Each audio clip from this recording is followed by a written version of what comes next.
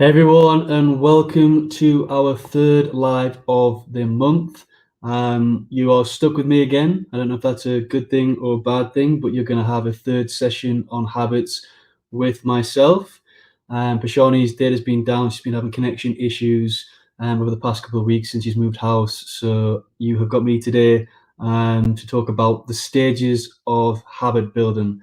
So I'm not too sure what Prashani had in mind when she's going to walk through the stages of habit building, but I'm going to present three different approaches from three people that you've probably heard of. So we're going to look at James Clear's approach on his stages of habit building. We're going to look at Robin Sharma's from the 5am Club and his stages of habit building. And we're also going to compare them both because they're very similar in nature. We're going to compare them both with Stephen Covey's habits and what he thinks is the stages of a habit and how we go through that.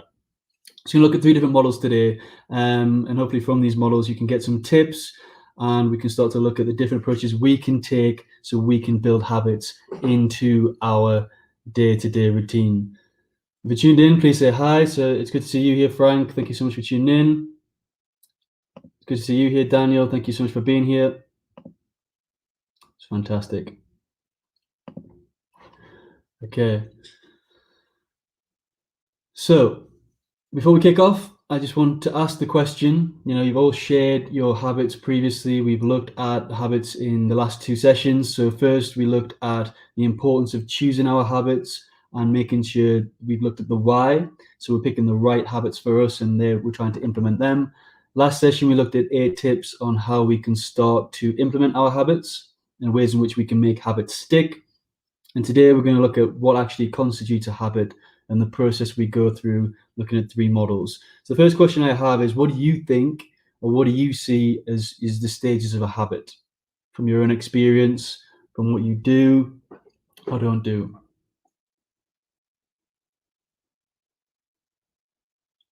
Let me know.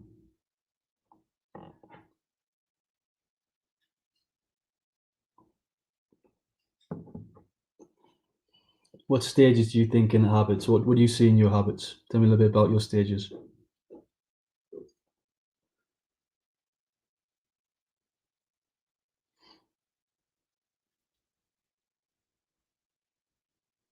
Super quiet session today.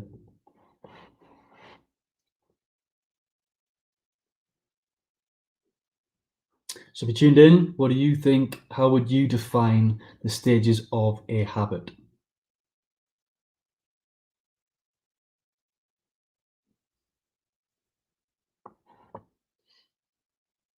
So Daniel Hinmarch has said, I'll pull up that. So he said, acknowledging the habit I want to make, coming up with a plan, then implementing the plan. I like that. And we're going to look at that today and how we can start to build a bit of a framework. So whichever one of these models works for you, or these concepts in terms of the stages of habits and what constitutes the building of a habit, we can take a framework away and we can use that framework to start to really effectively implement our habits. So it's important why we need to learn the stages.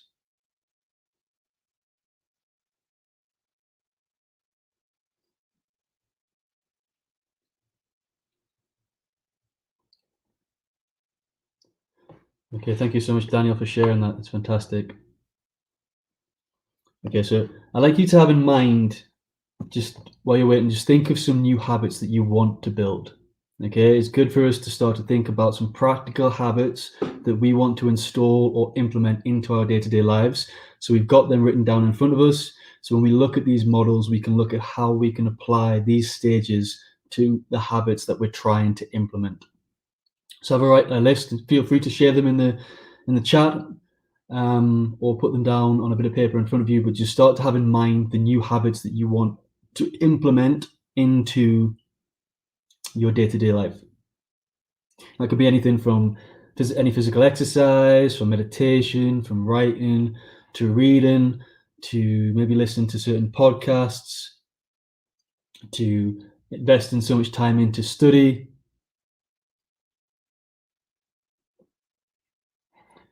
It could be to develop a few new habits onto your morning routine. Just think about the habits that you want to implement. And as we go through these 3 models, you can look at how you can start to build a bit of a framework for that habit.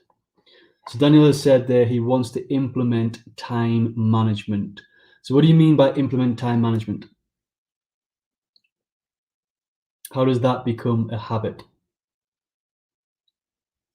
So if you're just tuning in, we're going to look at 3 different models for the stages of habits based on James Clear's perception, Robin Sharma's perception, and Stephen Covey's perception, 3 famous people who've done a lot of studies on habits. We're going to look at the 3 different theories that they have and how we can start to use them to apply a framework so we can implement these habits into our day-to-day life. And I'm just asking you to think about, write down on your bit of paper, comment in the comments box, just to write about the habits that you're trying to implement. So Daniel's just shared there that he wants to implement time management. So how do you make time management a habit? We need to really start to understand what it is we want to implement.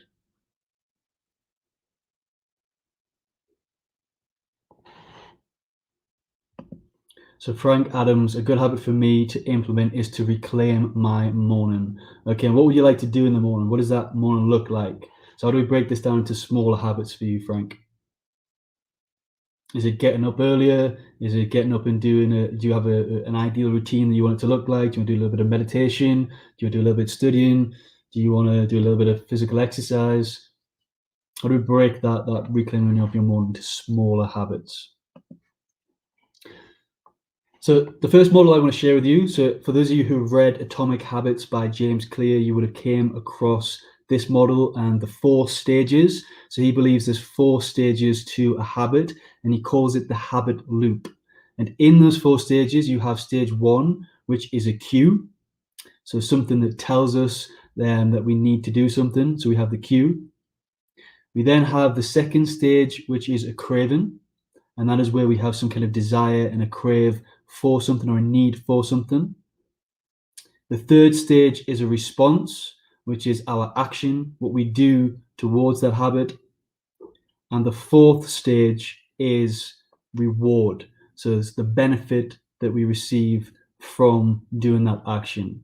So the 4 stages, according to James Clear, is cue, craving, response, reward. And then from these, he goes into the laws. There's 4 laws of implementing and building habits that he goes into a lot of detail in the book. But I'm just going to touch upon how we can use cue, craving, response, and reward to build a little bit of a framework to really help us implement these habits into our day-to-day lives. So for example, a nice simple example, I want you to think about this with your habits too. So start to work out the habits you want to build in. What is your cue? What is the craving? What is the response, the action that you're going to take towards it? And what are you going to reward yourself, or what is going to be the benefit that you're going to get from implementing these habits into your day-to-day life? So taking a very, very simple idea, okay, you go into a dark room. Entering a dark room is the cue, okay? The craving, you want to be able to see. You want to be able to see what is in that dark room. So this is a very simple example so you can start to understand the 4 stages. So you have a cue, walk into the dark room. You have a craving, wanting to be able to see. You then have your response. Your response to that craving is to flip on the light switch so you can see. And the benefit or the reward is that your craving is satisfied and you have the ability to see in that room. So I'm stripping it down to something very simple, very easy to understand. What I would like you to do is start to consider and think about the habit that you're trying to implement. What is your cue? What is the craving? So what is it that you desire? What is the action you need to take in order to satisfy that craving? And what is going to be the reward or the benefit that you get from that? I'm just going to go to Daniel here. Daniel said, I want to be able to manage my time better so I can get things done without putting them off. Not sure how I turn that into a habit. Okay, so I want to be able to manage my time so I can get things done without putting them off. Okay, so it sounds like there's a lot of procrastination on what you want to do. You want to start to manage your time a little bit better. That might be more focused on how you look at time management and prioritization rather than habits.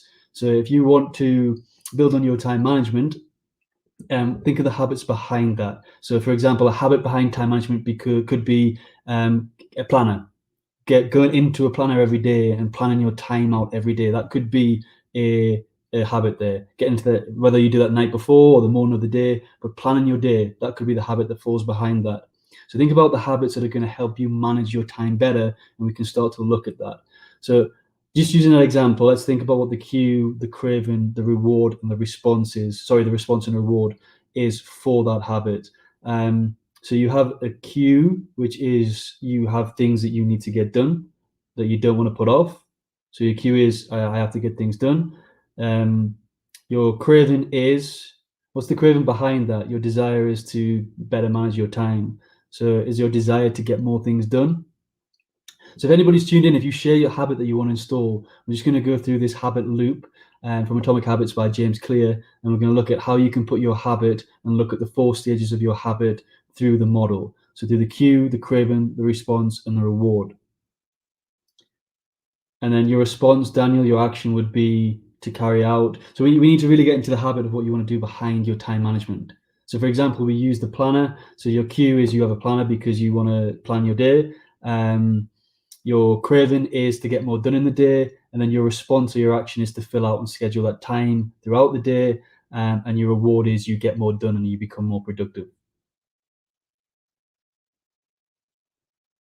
So it's good to have a bit of pen and paper in front of you so you can write cue, craving, response, reward.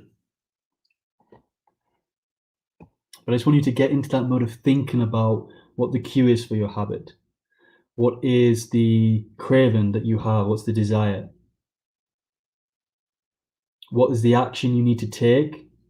And what is the reward or benefit you're going to get from doing that habit? We're kind of tying back the 2 live sessions together, because if we look at the reward and the reward or benefit, we're not getting anything from that. There's no benefit or reward from implementing that habit. Then we have to go back to that first question: is why are we trying to implement that habit in the first place? So the first session was all about the importance of choosing the right habit. So if we're struggling to find what the reward, and it might be easy to go backwards. What's the reward and benefit that I'm going to get from that habit? Then what action do I need to take to get to that habit? Okay, what's the desire? What desire do I have to do that action? And what's the cue for me? What's going to start off or the reminder, which we'll learn a little bit more about when we look at Robin Sharma's theory. But what's the reminder or the cue that's going to make me do that? So cue, craving, response, reward. Capture down a bit of paper. Think about the habits you want to implement and look at the stages. Because what James Clear does, and the importance of understanding, just getting to that level of understanding that all habits start with a cue. They then need a craving in order for you to do something, to respond, to have that action, to then get the reward or benefit. And it's called a habit loop because when you start back, you get that cue again, and you repeat and repeat and repeat, and then that's the formation of a habit. But he talks about the 4 laws behind implementing habits, first, second, third, and fourth. And we're going to talk about them in a second and how we can use them as a framework so we can make things easier for us to build in and implement our habits. So Daniel Hinmarsh is going to go back to the comments. If you tuned in, please say hi. I'd love to communicate with you and connect and learn about what habits you're trying to implement. And let's see if I can help you get that cue, craving, response, and reward captured and written down. So Daniel Hinmarsh says, planning will be good for me. Get into a habit of planning the night before will really help. Now that really will, because then you have your day scheduled. You have a way in which you can really invest in that day. So that's a good habit to build. So think about, Daniel, what your cue is. What's your cue going to be? What is the craving? What's the desire that you have? What's the action you need to take? And what's the reward going to be from doing that habit? Hey, Shannon, it's wonderful to see you here. Thank you for being here. Juan Sebastian Garces says, so to me, it's meditation in the early morning. When it comes to the cue, I try to set up my environment the day before. So when I wake up in the morning, my environment helps me trigger my meditation. Now that's absolutely fantastic, Juan. Thank you for sharing that. You're getting into the first law of implementing our habits. And I'll talk about that in a second. So if you've read Atomic Habits, feel free to share if you know what that first law is. That's absolutely fantastic. And it's great to see you here, Sebastian. Thank you so much for tuning in. Okay, so the first law, so each of these laws go towards the stages of implementing a habit, or the stage of the habit loop. So with the first law links to cue, and the first law of making habits easy and to implement habits is, as Juan kind of alluded to there, is to make it obvious. So the first law of implementing habits is to make your habit obvious. So what Sebastian's doing by setting up his environment the day before for his meditation, he's making it obvious and he's making it easier to implement.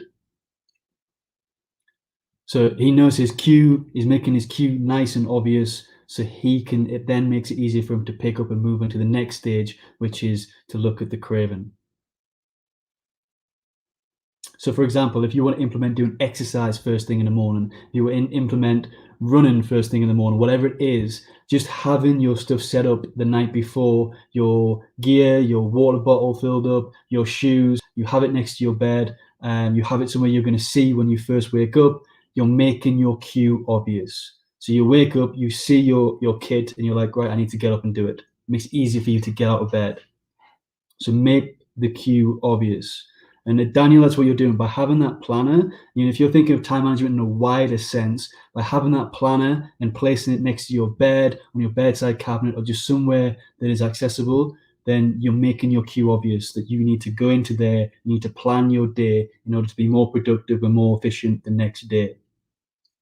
So the first law, according to James Clear, is make it obvious.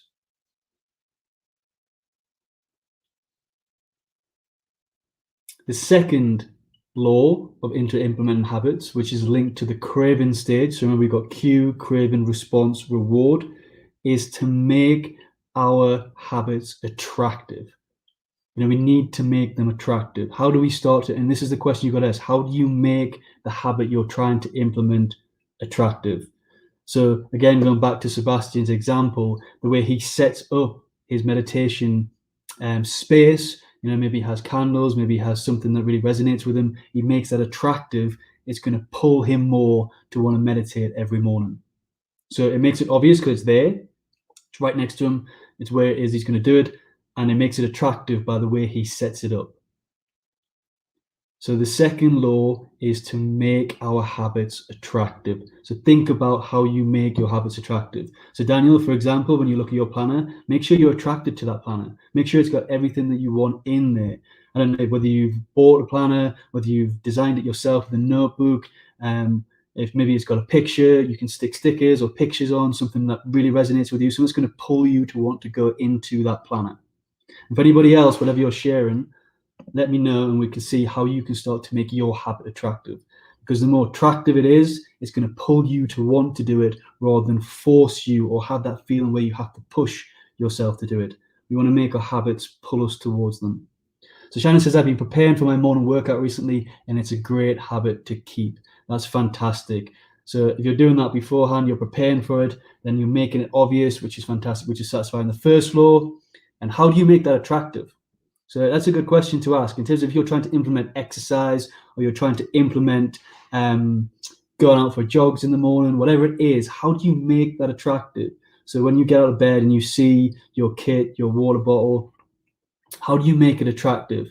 And we talked about the tip. One thing that really attracts me to want to work out in the morning is when you start to do the association. So we talked about linking our habits, a good habit and a bad habit together. Sorry, a habit that we're trying to implement and that's something we really enjoy together. So we talked about in the last session, making sure we associate. So for example, we don't listen to a certain podcast that we really enjoy, or we don't listen to a certain album unless we're working out. So by attaching those two habits together, we start to really get that pull and make it more attractive.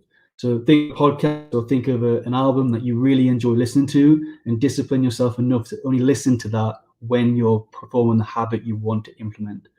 So for example, that makes it more attractive if you know you're going to get up and you're going to listen to this podcast, you're going to listen to this music and it's going to be really enjoyable. That can help make it more attractive if you're trying to implement exercise. So Daniel says I could design a digital planner to make it attractive. Yeah, you can do it digitally as well. That's fantastic. And and you go to your phone, it's fantastic. You can put your own background. But how do you make that obvious? So remember, don't forget that first law, Daniel, because how do you make it obvious on your phone? Because it's no good building it and then having it kind of hidden in a folder somewhere in your app. How do you make it visible on your phone? Because we all know how distracted we can get when we go to our phone. If we reach for our phone first thing in the morning or last thing at night, How do we know? How do we make it obvious that we need to go into our planner that we've got in there and not just go through Facebook, Instagram, and have a look and procrastinate again? Because you talked about, Daniel, you keep putting things off. How do you avoid putting this off and getting into that same loop? So that's the first and second law, cue craving, and it's make it obvious, make it attractive.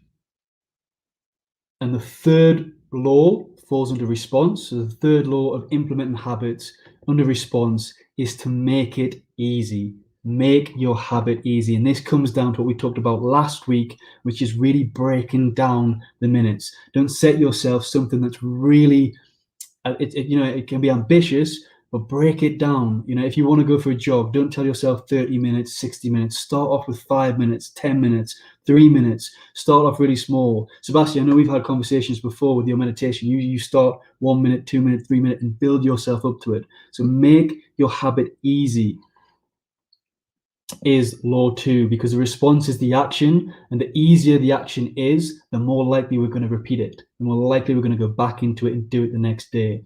And as I discussed in the last session, even when you start off with 3 minutes, 5 minutes, when you're in that mode, that's just there to give you that pull. When you're in that mode, you will probably do more anyway. You'll tell yourself, your mind will start to kick in, the positivity will kick in. I'm up, I'm running, I'm doing exercise now. I might as well just push myself that extra 5 minutes, that extra 10 minutes, even that extra 1 minute. And then, you feel so good afterwards. So Daniel says, I can put it as my screensaver so it reminds me I have to do it, or set a reminder to come at the time I wake up. That's fantastic. Yeah, that's good. Some good ideas. So just remember the first law is to make it obvious. Sebastian says, could it be sharing that habit or tactic with your partner or a friend? That's a really great tip as well, Sebastian. That's fantastic. Make it more easier by sharing it. Doing it together, having an accountability partner, having someone that's going to give you that pull and that push, and you can vice versa help each other. It's a really good tip. Thank you, Sebastian. So think about how you make your habit easy. To make it obvious, make it attractive, make it easy. And finally, the fourth law, which is linked to reward. So this is the reward side, and it's make it satisfying. So make sure that the reward that you're going to receive, the benefits that you're going to get from doing that habit are going to be satisfying. And remember, I talked about this in the last session when we looked at reward and how that's a tip to really implement habits. Make sure the reward is linked to the habit that you're trying to achieve. Come up with some kind of reward system. You're going to get the benefits of feeling good anyway and high energy if it's working out, if it's meditation. But then how do you reward yourself for doing it in so many days? So let's say you meditate for 30 days in a row. What do you give yourself that's going to be a reward in terms of a reward system for you to continue to push to those next 30 days, those next 60 days, to the point where it becomes so natural that it feels wrong if you miss doing that habit? So we talked about last week, if you're implementing running or jogging or exercise, reward yourself after 30 days, 21 days. There's different theories out there for how long it takes a habit to really be ingrained in us. It depends on us as a person. It depends on the habit that we're trying to install. But for example, it could be 21 days, it could be 30 days. You look at Robin Sharma, he concludes that it's 66 days for us to build in a habit. So how do you start to reward yourself at 21, 30, and 66? And how do you make sure that that reward that you give yourself is linked to the habit to help you push to that next level? So the example I gave was, if you're looking to run or do exercise, when you hit day 21, when you hit day 30, reward yourself with a new pair of running shoes. Reward yourself with some new workout gear, a new water bottle. As you get to 60, reward yourself with a smartwatch that helps track, what it is you're doing and your activity. So link the reward to the habit that you're doing, so it gives you more motivation, it makes it more attractive, it makes it easier, it makes it more satisfying, and it really pulls you. So that's the first model we're looking at today. So I said we're going to cover 3 models. So that's model 1, and it's good. We're at 24 minutes, which is fantastic. And that's by James Clear from Atomic Habits. And his 4 stages are cue, craving, response, reward, with the 4 laws that sit behind, 1 law behind each of them. And that is make it obvious, make it attractive, make it easy, and make it satisfying.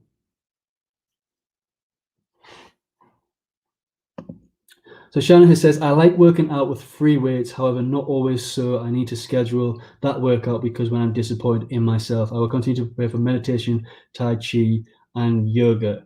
So, and that's a good point we need to mention, Shannon, because some of the habits that we want to install aren't necessarily on a day-to-day basis. Some of us might just want to do lifting or weights, free weights, 2-3 times a week. Some of us might want to do something just on weekends. We might want to just have a Sunday habit. We might just want a Saturday habit. So when we look at habits, it might not necessarily be a daily thing, but these laws still apply. So how do you set that schedule when you want to do free weights, and how do you follow those 4 laws behind installing habits? And it's a really great book if you're into habits. You want to go into depth. Atomic Habits by James Clear is a fantastic book, and there's pages and pages on those 4 laws and loads of tips and advice that you can get from there. I just want to share the brief essence of it because I want to look at 2 other models as well, and it's working out which one sits best with you. So Shannon says, habits are great. We do need to check where we are at in our lives, and so we create our habits. I used to love free weights. Now I'm into other workouts. Now that's fantastic. And Shannon goes back to that first session that we had. We start to look at the importance of choosing our habits. We really need to make sure that the habit that we're trying to implement is of benefit to us. And that goes, maybe look at that model in the reverse way, in terms of looking at what is the reward and benefit that I'm going to get from this? What is it actually going to give me? And if we can't answer that question, if we don't know why we're installing that habit, because sometimes we can just pick up things that other people are telling us to do. You need to read every day. You need to do this every day. You need to do that. And we think, okay, it's working for them. I need to pick that up, but not necessarily going to work for us. So it's so important for us to ask that question to why we're implemented, what's the reward and what's the benefit. And if we can't, then maybe look at a different similar habit that is going to give us what we want to achieve, but definitely ask that question. Juan Sebastian says it's a great model. Thanks for sharing. No, thank you for being here, Sebastian. It's great to see you here. And it's a great book. It's a really good read, and it's full of details and models. It's absolutely fantastic. Yes, Paul, then weights are a bonus. Fantastic. That's great. Thank you, Shannon. And thank you for sharing, everybody who's sharing what they're working on, their habits that they're trying to install. I really appreciate it. You make this session what it is, and it allows me to ask more questions and think a bit more deeply about what people are trying to install. So thank you for sharing that. I really, really appreciate it. So we're going to look at the next. It's very similar. So this model, James Clear calls this the habit loop in his book. Another great book for habits and morning routines, specifically for morning routines, but it also covers night routines. It's got loads of models and good stuff in there, is Robin Sharma's take. So for those of you, let me know if you read this, the 5 a.m. Club by Robin Sharma. He covers a lot of stuff in there. He looks at something called the 20-20 formula, and he also looks at the 3 R's. So he calls it a habit cycle, and he has 3 R's that form the stages of a habit. And it kind of is very similar to James Clear's. So we're not going to spend a lot of detail and time on this. But yeah, let me know if you've read the 5 a.m. Club. Have you ever tried the 20-20 formula,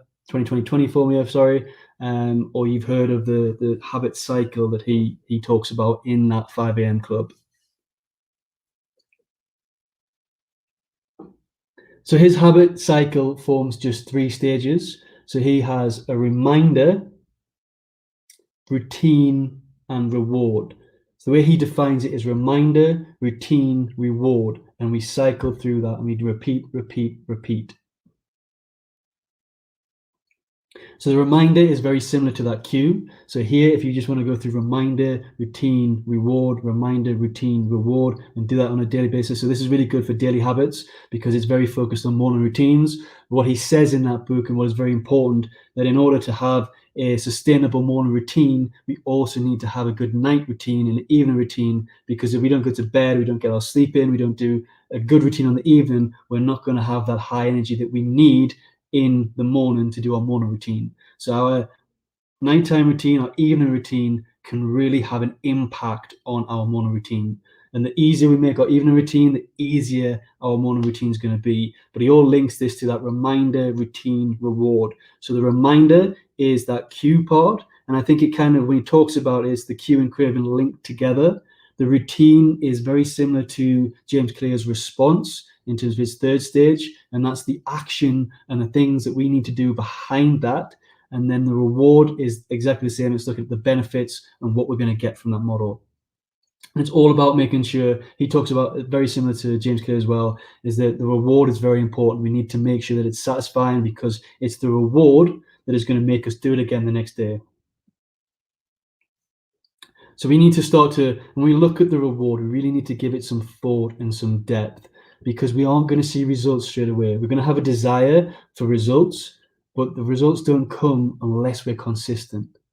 We need to really put in that work on a daily basis through consistency for that to make an impact. So to keep us motivated, we've got to look at those small wins, the little rewards that we're getting. Think deeply, reflect on it. Is it freeing up more time in your day? Is it giving you more energy throughout your day?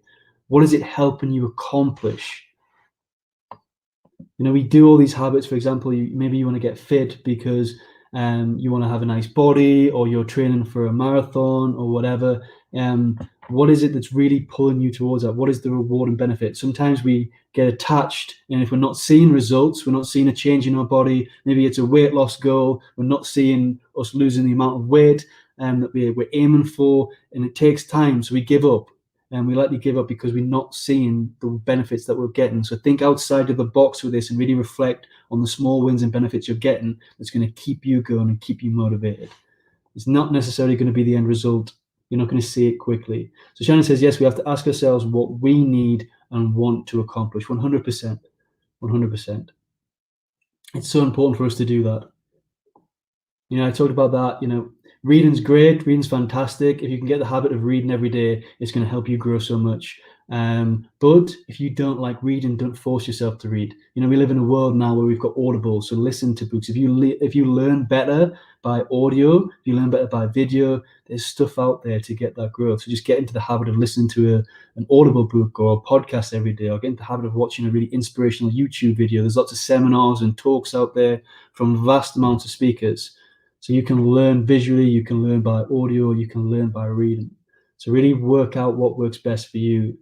Sebastian says, yes, I love the 5 a.m. Club. It's a fantastic book, and there's so many models and so many things you can pull from that. It's definitely a book you can go back to again and again to really help with morning routines. And what I love about the 5 a.m. Club, so we're just doing a bit of comparison between books as well, so Atomic Habits, James Clear, it's very practical, it's very focused, it's a lot of personal development, but the 5 a.m. Club is a story as well. There's a really good, engaging, pulling story in the 5 a.m. Club that really pulls you into it.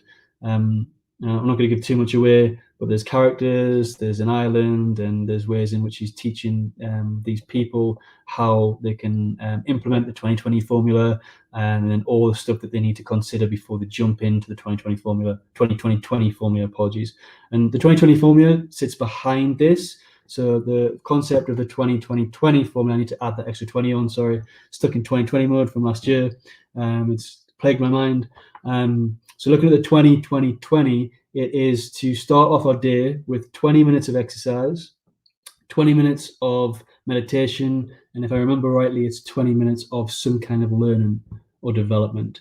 So spending 20, kickstarting our day every day with that, and it can really start to boost up our life. The concept is when we own our morning, we own our day.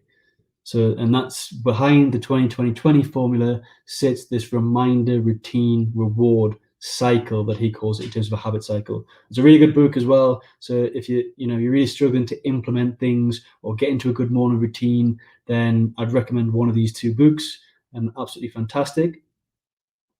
Any questions or anything that people want to share on the 5 a.m. Club or Atomic Habits if you've read it? So Shannon says, I'm really changing my sleep habits. Blue lights have to be left alone. A few pistachios help me sleep. That's good. It's good that a few pistachios help you sleep. And it's good that you're leaving blue lights alone and you're changing your sleeping habits, because that will really help you. Having a good evening routine will really help you with your morning routine. It really will. It makes it so much easier for you. And it kind of links to James Clear's, how do we make that easy? And we make our morning routine easier by executing our evening routine. And Shannon, I just want to say, how was your birthday yesterday? We all said happy birthday to you on the live webinar, but I think you dropped off before the end. So how was your birthday? Happy birthday again. I hope you had a lovely day. What do you get up to? Shannon, I still love books. The feel gives me the drive to read. No, 100%. No, I read. I love books. I love to have them physically. I don't like to read them through Kindle. I don't like to listen. I like to have a physical book. So Yeah, for me, it's the best way. But some people struggle to read. There's models out there, exercise you can do to find out how you learn best. Do you learn best by picking up a book? Do you learn best by listening to people? Are you a visual learner? Do you learn by watching? So, some people, and I've seen this a lot of time in clients that I've coached, they're trying to implement reading books, but they just don't like reading. And the question is, well, why are you picking up books?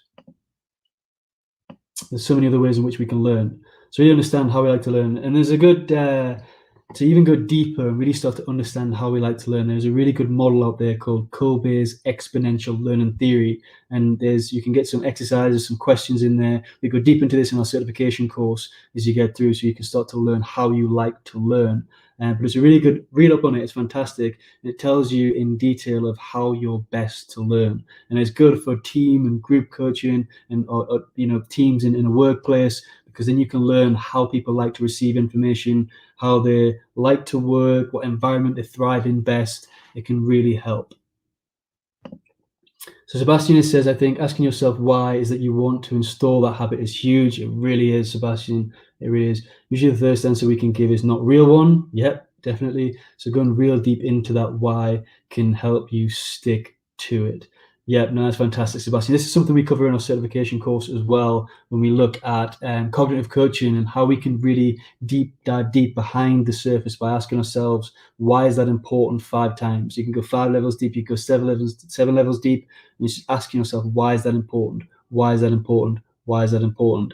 And we can really, it starts off with something really surface level, something just really basic to why we want to implement it. But then actually, when we get deeper, there's a real deep root reason why we want to implement that habit or to do that certain thing, or why that's important to us.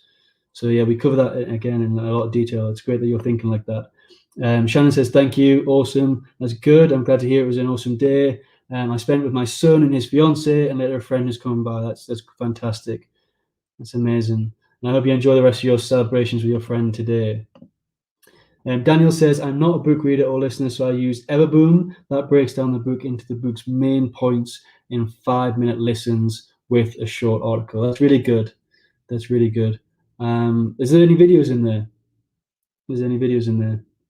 Because I always think one thing to be cautious of with that is it's great to get people's short points and notes down and the main points of the book, but what might be a main point for one person might not be a main or key point for you.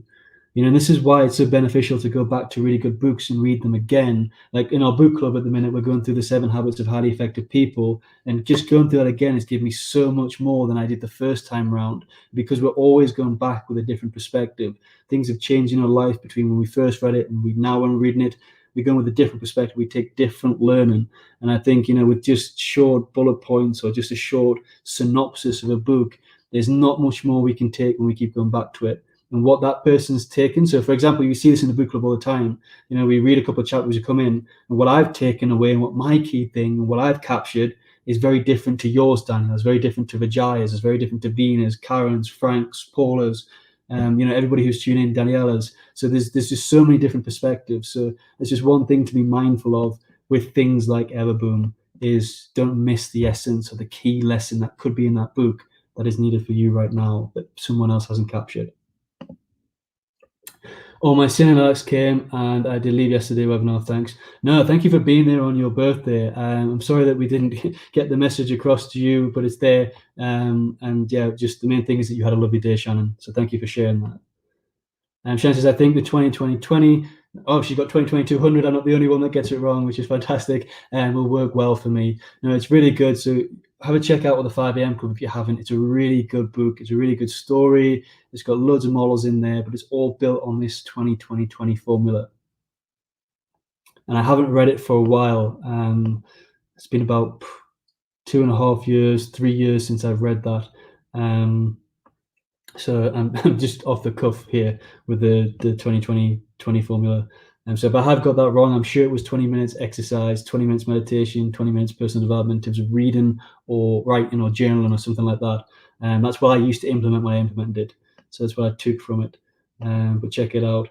James Clear has been more recent. I read that more recently, and I'm going through the 7 Habits of Highly Effective People again right now. So speaking of the 7 Habits of Highly Effective People, is probably one of the best books I've read of all time. It's one of my favorites, and it's really reminded me of that when we're going through this again now.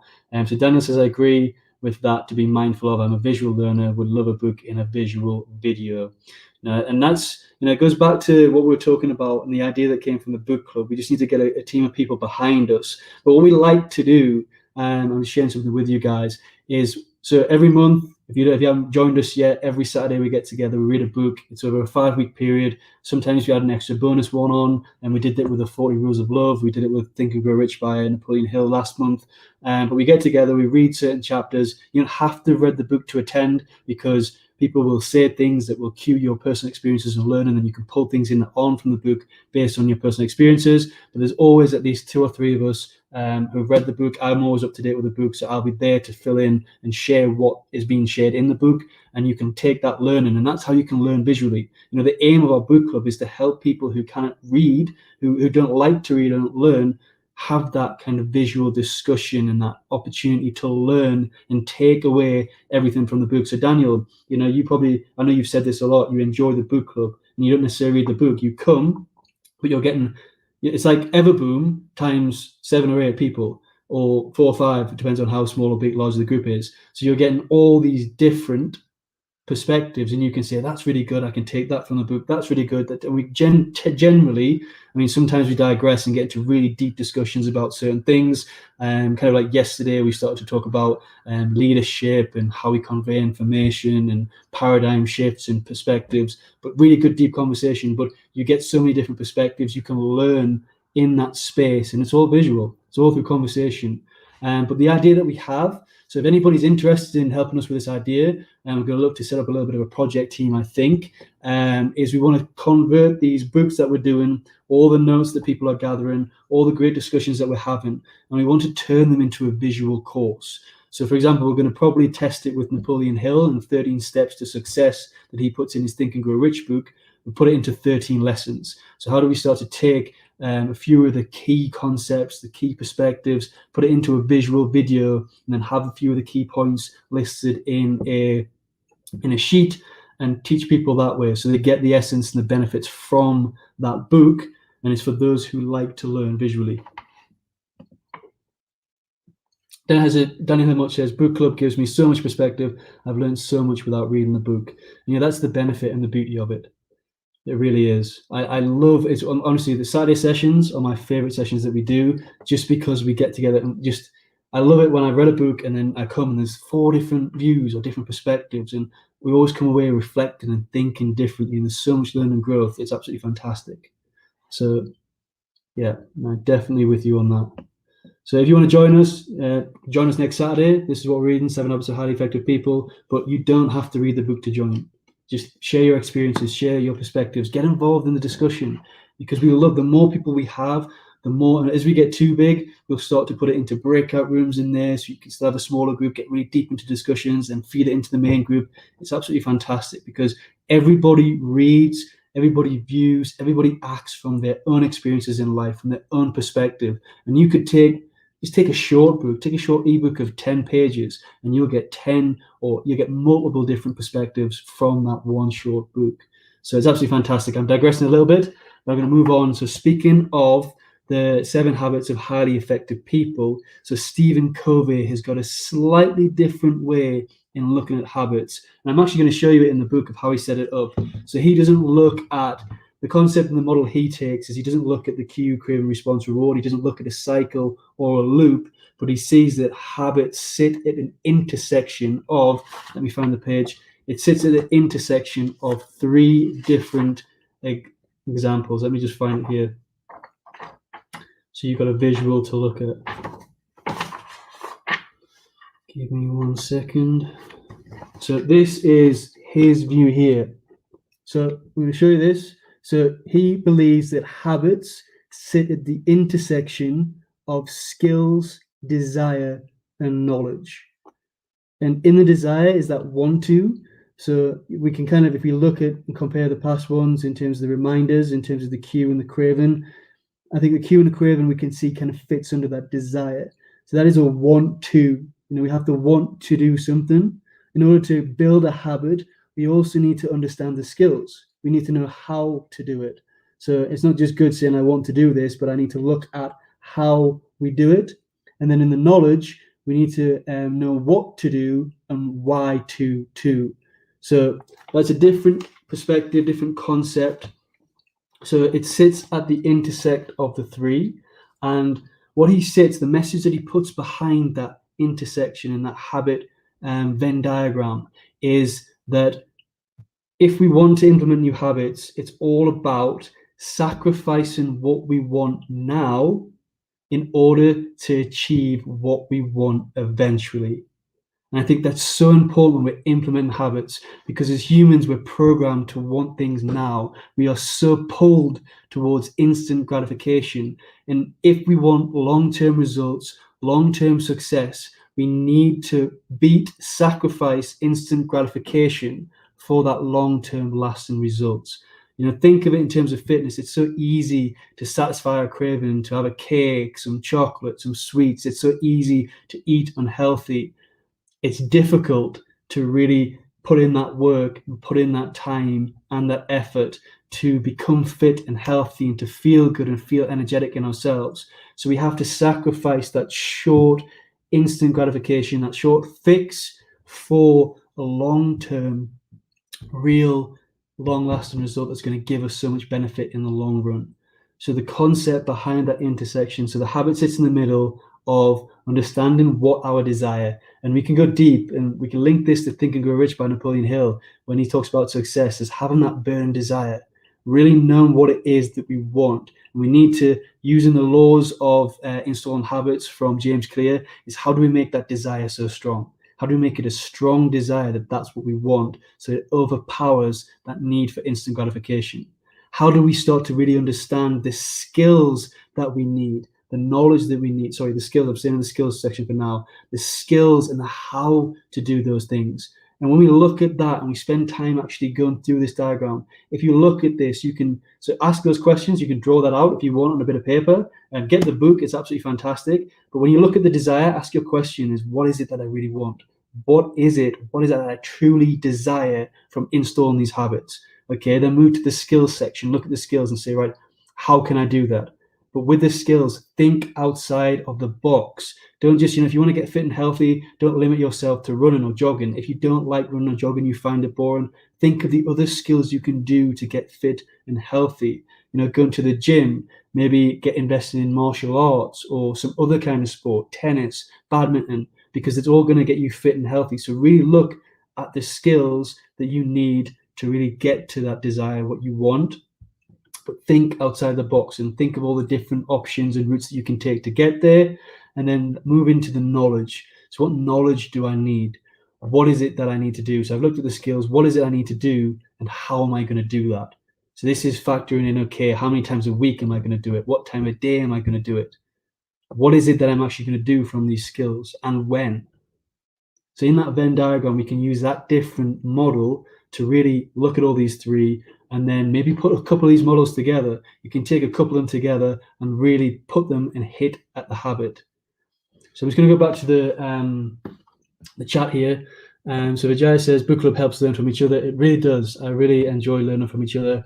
Vijay says, great idea to have courses from the books for self-reflection and practical application. So we're going to look to find some people, hopefully some of our coaches in our coaching program can pull together, and we can start to turn them into courses so people can learn visually. The reason why, so the obvious answer, and people have asked this, if you're thinking this, why don't you just record your sessions from your book club, is because we like to keep them private and confidential, because people share a lot of personal stories and experiences, how they've gotten through their growth, and we want to keep that a safe space that people can open up. As soon as people know that they're being recorded, they might be a bit hesitant, they might be sit back a little bit and not share what they'd share when they're not being recorded. So you want to keep them authentic, we want to keep them raw and organic, so we won't record our book club sessions. Sharon says that's where goals and visions come into play. Goals and visions do play a huge part. We started the year looking at visions and goals and tips. So it all starts, you want to make progress, you want to be successful, you need to start with a vision. That vision is your magnet, your compass that's going to pull you towards what it is you want to achieve. Behind your vision sits goals, your milestones on how you're going to achieve and get to that vision. But behind your goals is your habits, and the habits that you're going to use and implement and install in order to achieve those milestones. So it's a really good point to mention, Shannon. Thank you for that.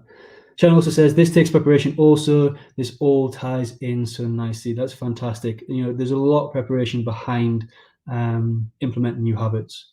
And that preparation is, when you think and you're going through that preparation, think about those 4 laws from James Clear, which talks about making it obvious, making it attractive, making it easy, and making it satisfying.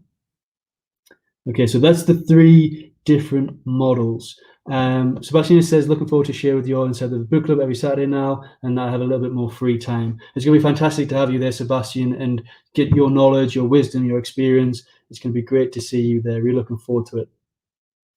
It's going to be good. So that in our time, Sebastian, that's 8 a.m. Every Saturday morning. Cool. So there are 3 different models. You can pull away. I set you a challenge. Look at the 3 models. If you've captured them down on a bit of paper, maybe I can take a picture of the 7 habits of highly effective and draft out a quick one. But I'll try and get these posted in the network so you can see them visually. But have a play. And the challenge I set you is, how do you bring the 3 together? How do you, I always like when we learn, I use a quote from Bruce Lee, is take what is useful, discard what is useless, and add a little bit of your own creativity. So look and really analyze the 3 models if you're struggling with habits, or you just maybe like to learn and grow and look at habits. I really just like looking at these and seeing if I can produce my own new model. But the challenge is, pull the 3 together and see if you can come up with your own model that's going to help you with your habits. Because I honestly, truly believe that if we build something ourselves and we create something to our own understanding based on what we like, what we don't like, and our creativity, it's going to be longer lasting.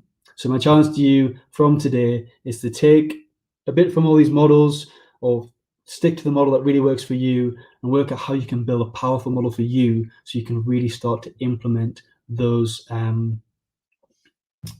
habits and really start to install and improve your day, your routines, and start to really pull yourself towards your success. One thing I just want to mention as well, so Sebastian, you mentioned accountability partner. It's so powerful. So we have already set up 1 accountability group. If you want to become part of accountability group, we're going to start taking, just fill out a quick form. There's no cost or anything. What we want to do is we just want to help everybody here in Coaching Minds have a small accountability group. But if you're going to sign up, you really need to be there for other people, and we want to get and gel people together. So we're going to do, once we get enough people, we'll do another quick workshop, which will be about an hour long, to get you together, to do some exercises, think about accountability, think about how you work together.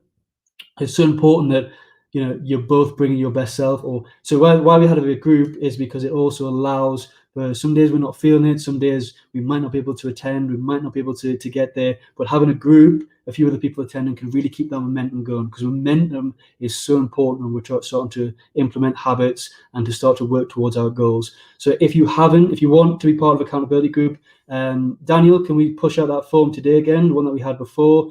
And then when we get enough people, so we think about 5 or 6 in accountability group is fantastic. So once we've got 5 people sign up, me or Daniel, or both of us will pull together a workshop, get you guys together, give you some of the stuff that we went through in another one, and hopefully push you guys forward to start to set up your own accountability group and really start to grow and help each other grow. So that's going to be there for you. If you're looking for an accountability partner, we're there to help you with that too. Any questions, drop them in the Coaching Minds community, drop them in the comments box below. We're here to help and support you. We want you guys to succeed. We want you guys to put these habits in. We want to see you guys fly in 2021. So ask us the questions, we're here. I just want to say thank you everybody for tuning in. We've looked at the 3 models to summarize. James Clear's 4 stages and 4 laws. We've looked briefly at Robin Sharma's 20-20-20 formula with the 3 stages of the habit cycle. And we also looked at the diagram that Stephen Cook puts in there, looking at desire, skills, and knowledge, and how we can use that to really hit that intersection of a habit. So thank you all for your engagement, for sharing your habits, for sharing your wisdom, for sharing your experiences. I really appreciate each and every single one of you, and I look forward to catching you in our workshop. So not next week, Daniel's going live next week with Adele, hopefully, and they're going to talk about how we break bad habits. We're going to flip it, and look at how we break bad habits. And the week after, we're going to have an interactive workshop on Zoom. We're going to go through some exercises and really pull everything we've talked about together interactively over camera, over coffee, and start to do some exercises and really start to implement things going forward. So that's 2 weeks today at this time. I'll see you all there. Thank you.